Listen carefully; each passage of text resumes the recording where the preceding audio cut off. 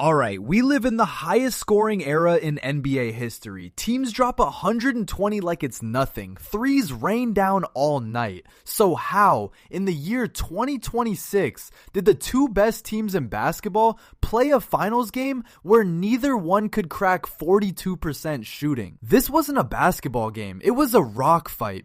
Because everything about the modern game is built for offense. The spacing, the rules, the three-point revolution, blowouts and shootouts are the norm. And then game 1 happened, and it felt like a time machine, back to a grittier, uglier, slower era. So let's break down a defensive throwback that almost doesn't exist anymore.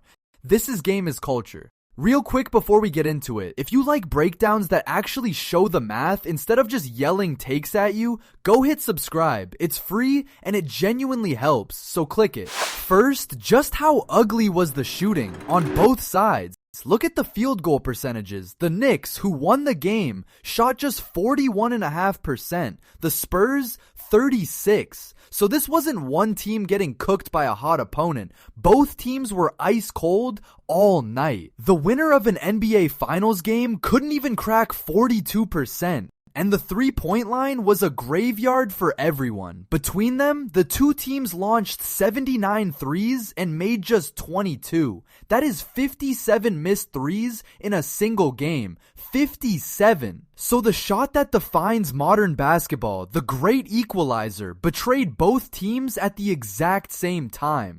Add it all up, and the two best teams in the league combined for 200 points. In an era where a single team can score that much in a blowout, 200 combined is a relic. It's the kind of low-scoring grind that today's NBA almost never produces, and it happened on the biggest stage of all. So why did this game turn into a brawl? Part of it was nerves. This was game 1 of the finals, the most pressurized environment in the sport, and a young Spurs team felt it. Part of it was elite defense. The Knicks' wall of long wings turned every possession into a struggle. And part of it was just basketball variance. Sometimes the open shots simply don't go in. All three collided at once. But the deeper reason is a clash of styles, because the Knicks are not built for a track meet. They're built for the mud. Slow it down, grind out possessions, make every trip a war, and trust their defense to win a low-scoring fight. So when they dragged San Antonio into a rock fight, they weren't surviving it. They were getting exactly the game they wanted. And in a game like that, the rules of winning completely change. Because when nobody can score, the math flips. Suddenly, every single possession is precious. A turnover isn't a small mistake. It's a catastrophe. An offensive rebound isn't a hustle stat. It's a lifeline. And free throws, the easiest points on the floor, become worth their weight in gold. In a rock fight, the little things become the only things.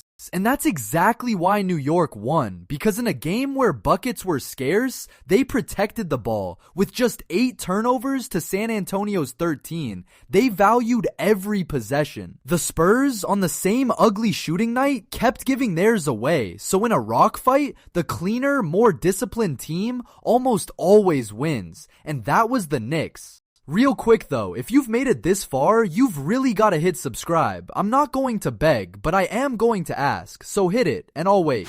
And to feel how rare this really is, you have to remember the era we're in. Because the modern NBA is a scoring explosion. Teams average well over 110 points a night. Finals games routinely sail into the 220s and 230s combined. The whole sport has been engineered on purpose to produce more offense than ever before. So a 200-point finals game with both teams under 42% isn't just ugly. It's a statistical outlier in the highest scoring era the league has ever seen.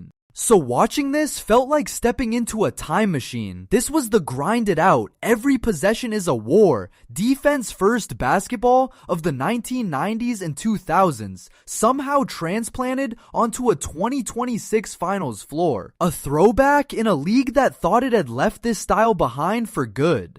And that's why it was so jarring to watch. Because we've all been conditioned to expect fireworks, highlight dunks, deep threes, scoreboard spinning. Instead, we got a slugfest where a single made basket felt like an event, and a defensive stop felt like a dagger. If you love offense, it was painful. If you love the art of defense, it was a masterpiece.